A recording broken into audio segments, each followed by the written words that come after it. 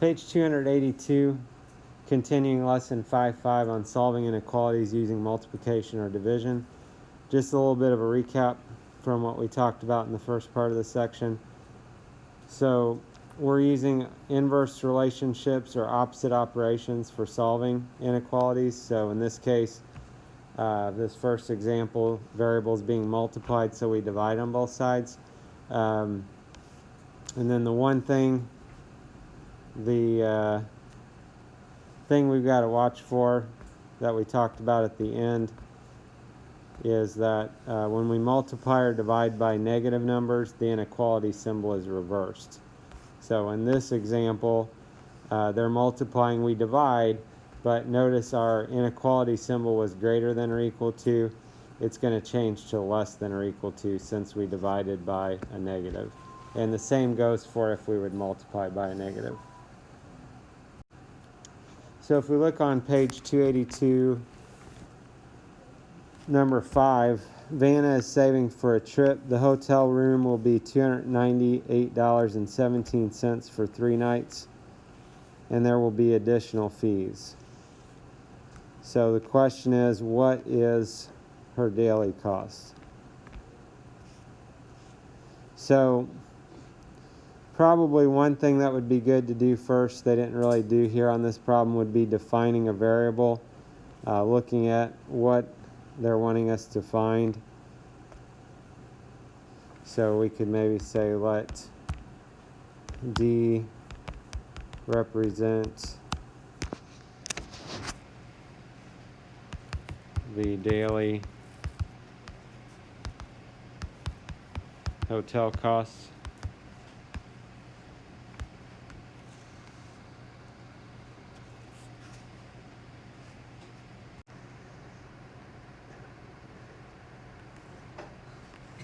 Okay, so here, I forgot that I had that underneath there. I used C,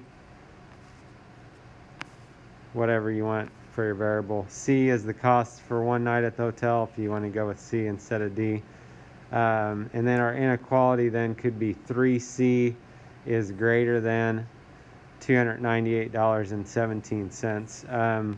So we've got a 3 there because it's 3 days, so 3 times what it costs for 1 day.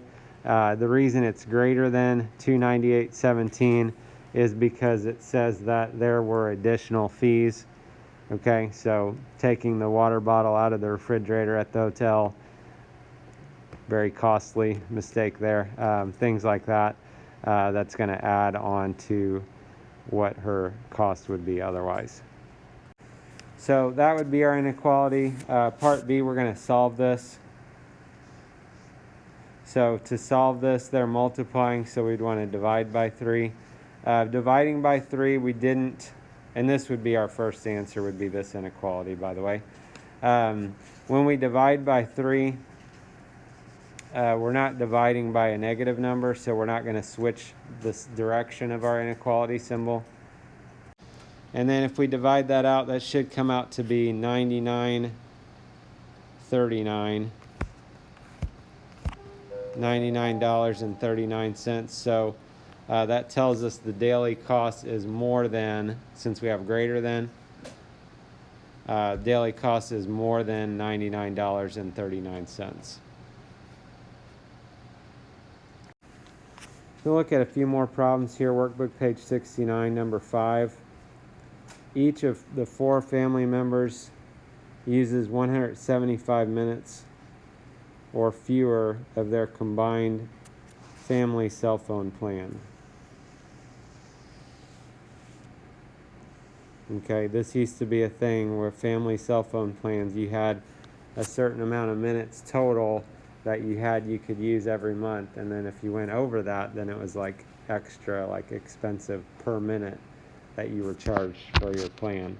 And your phone calls were rounded up. So if you had a phone call of 5 minutes and 1 second, it got rounded to 6 minutes. So timing was key. So at the end of the month, the family does not have any remaining cell phone minutes. So they want us to solve this inequality to find how many cell phone minutes the family might share each month. So we could have actually come up with this ourselves. They were nice and just gave it to us, but x divided by 4 is less than or equal to 175. This would be one way we could think of this inequality. Another way you might have thought about it is if we have 175 minutes or fewer and we have 4 people, you could have thought of it as x is less than or equal to 175 times 4. Might have been another thought you would have had. Anyway, they gave us the inequality. They wrote it in a little different format. They've got it sideways, but remember x divided by 4 means x over 4. So on this one, since they are dividing by 4, we're going to do the opposite operation. We're going to multiply by 4 to get that to cancel out. And when we do that, it should be 700. So x is less than or equal to 700, which means their plan was 700 minutes or less.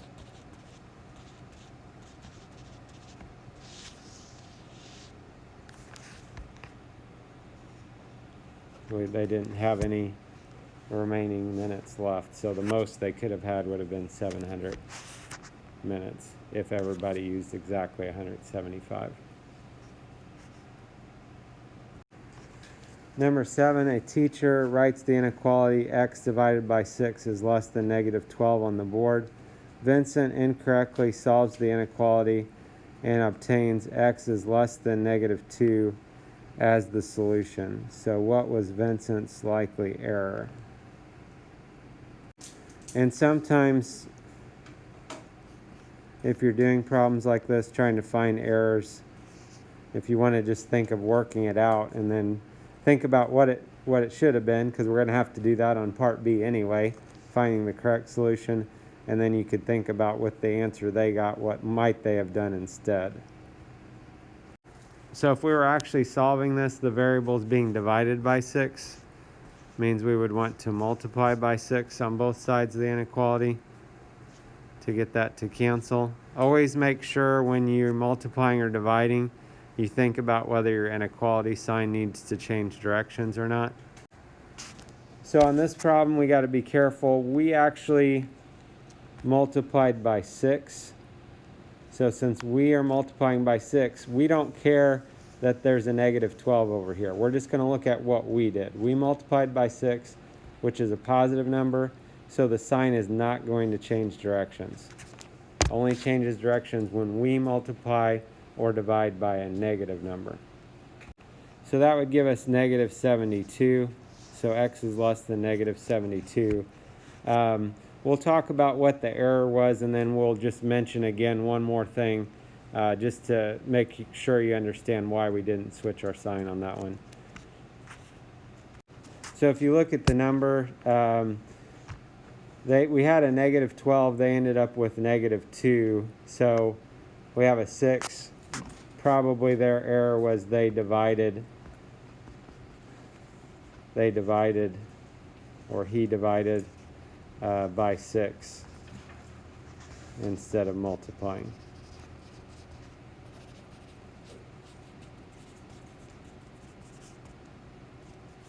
Okay, and then just going back for a minute, just to make sure everybody's good with that we did not switch our sign around. Just for example, if we had, well, let's just keep the same direction on our stuff. So let's say if we had negative 20 is less than negative 12. If we multiply both of those by 6, that would give us negative 120. It's still less than negative 72. So multiplied by 6, it didn't change directions. And then on the flip side of that, if we would have had those numbers, if we would have multiplied by a negative 6, if we multiplied by a negative 6, negative times negative is positive. Now we would have 120 and 72. 120 is actually greater than 72. So in that case, multiplying by a negative changed our sign. In the other case, multiplying by a positive did not change our sign.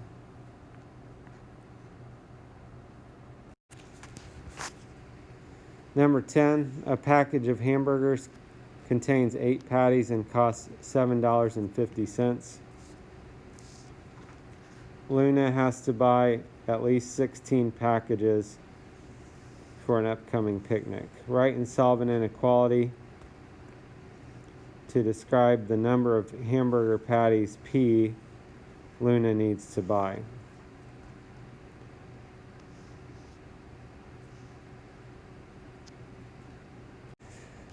So one way to think about this, we can think about just how many patties we're buying.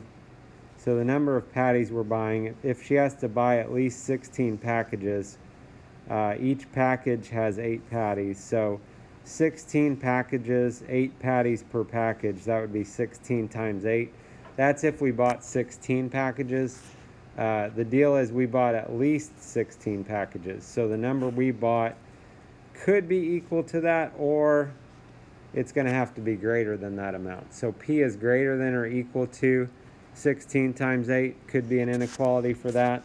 A different way of looking at it, what the book did is they took the number of patties divided by 8. That would tell us how many packages we bought. That number has to be greater than or equal to 16. So whichever way you want to do that, my brain is thinking more of this first inequality, but either one of those inequalities would work for this. So on the first inequality, variables by itself, so if we just multiply, that would be P is greater than or equal to 128, which means she needs to buy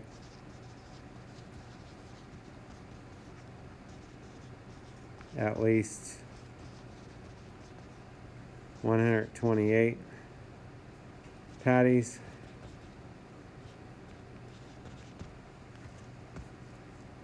In the second case, they're dividing, so you would be multiplying by 8, and then you'd be doing the same thing as what we just did. Then on part B, suppose she actually needs more than 150 hamburgers.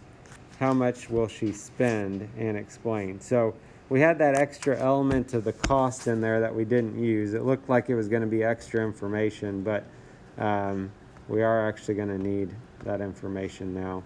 So this is kind of starting from scratch, if you will, okay? It's kind of like, don't even worry about what we just worked out. This is kind of a separate problem. So if she needs more than 150 hamburgers, and the question is how much she's going to spend here. So it doesn't say we have to use inequalities here. So one way of doing this, we could take 150 divided by 8. We've got 8 hamburger patties in a box. So 150 divided by 8, that would tell us how many boxes we need to buy, or packages, how they're wording it. That comes out as 18.75. I don't think the store is going to let us open the box and take out 3/4 of the hamburgers. So we would need 19 packages. That would give us just a few more than the 150 that we need. The goal is then figuring out how much she's going to spend. At that point, we know the packages are $7.50 each. So $7.50 each, we're buying 19 packages. So that would be $142.50. Okay, now we don't know, we just know she needs more than 150 hamburgers. This gives us a few extra. If she needs a whole lot more than that, obviously she'll need more than 19 packages, and she would be having to spend more money than that. So I guess we could say, you could argue that she would spend at least $142.50. One consideration you might have thought to do on this problem would be to take the $7.50 divided by 8 to find out how much it costs for one hamburger patty, and then multiply that by 150. That in this case isn't going to work out well, just because we have to buy whole packages of hamburger patties at the store. Otherwise though, that would normally work out okay otherwise. So this gives you an idea of how to solve inequalities using multiplication or division. Have a good day.